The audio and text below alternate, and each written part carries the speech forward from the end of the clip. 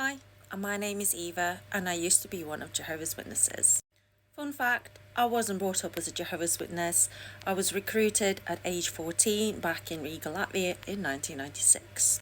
So that means, for 14 years before, I did celebrate Christmas, birthdays, New Year, and so on. 22 years later, I disassociated myself from Jehovah's Witnesses, and now I'm making content for you to find out what it's really like being one of Jehovah's Witnesses, especially if you've never been one. So going back, what was it like to stop celebrating Christmas and birthdays, since I did celebrate them before coming in contact and getting baptized as one of Jehovah's Witnesses at age 15 in August 96. A disclaimer, all my content is for educational purposes only. If you don't like it, feel free to scroll.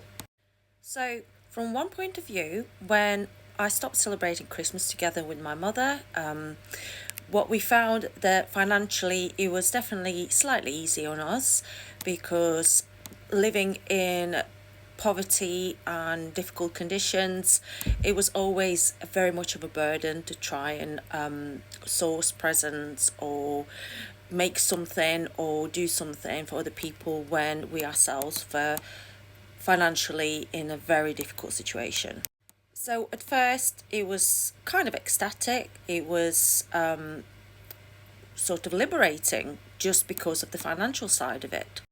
And we were convinced that the practices that, or the traditions that are being passed down, so-called Christianity, that they were wrong.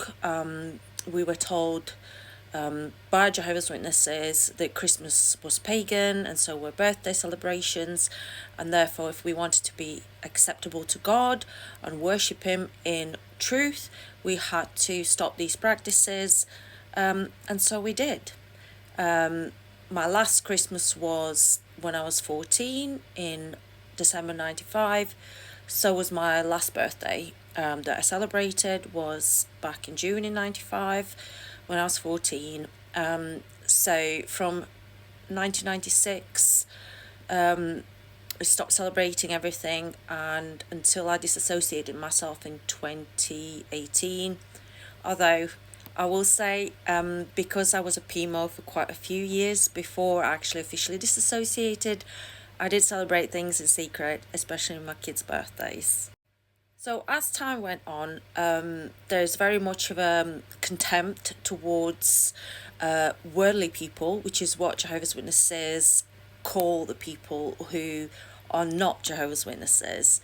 So they call them worldly. They think that humanity in itself is under the control of the so-called Satan, the biblical Satan, and that by celebrating Christmas and birthdays, obviously people are choosing to worship Satan instead of God. Now, what I found is that a lot of Jehovah's Witnesses will have gatherings and parties around the times it's meant to be Christmas or birthdays, but never on the actual date. It would be either like the couple of days before or a couple of days after, because to them it's just a holiday. So in theory, a lot of them will get away with doing things that everybody else does, like having a party, having a family gathering together, eating lots of food, because it's not done on the actual Christmas day or on the actual birthday.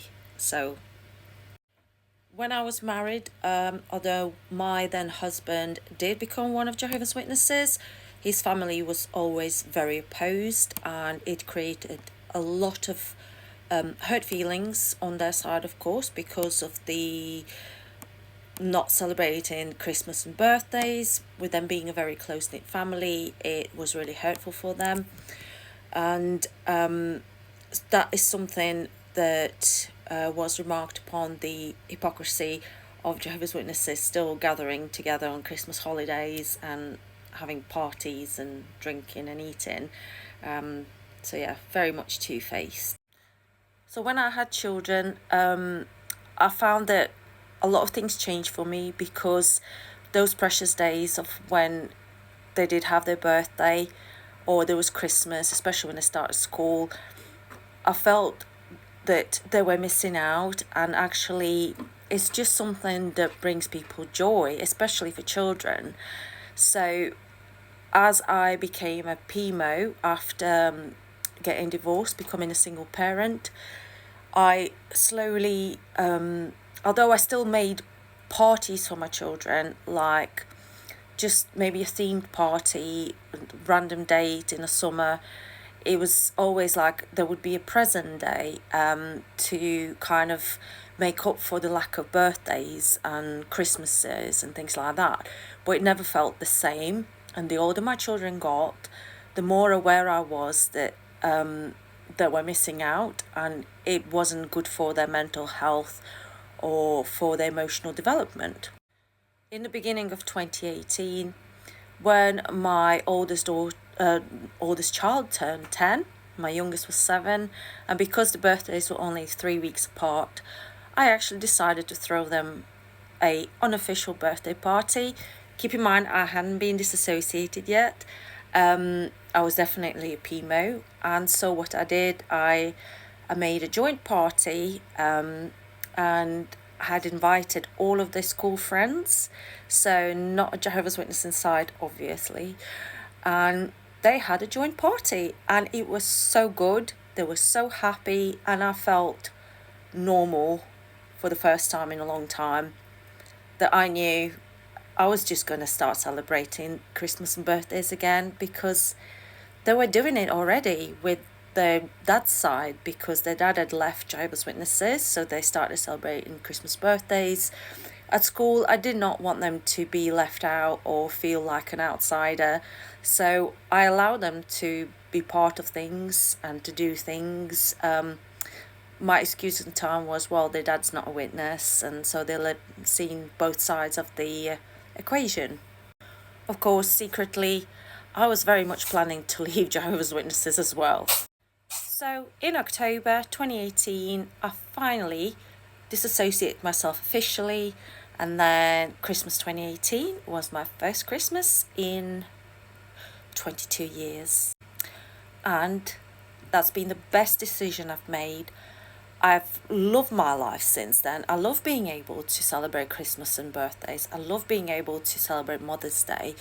I love being able to buy presents for people, decorating my house, Christmas decorations. I love Halloween. I love Easter. There is absolutely nothing wrong with those things at all. And I know if any active Jehovah's Witnesses are watching, they'll say, yeah, but it's pagan, it's against the Bible, it's worshipping Satan. Come here. Newsflash. The Bible is a book of myths and legends. None of it's real. So, Merry Christmas!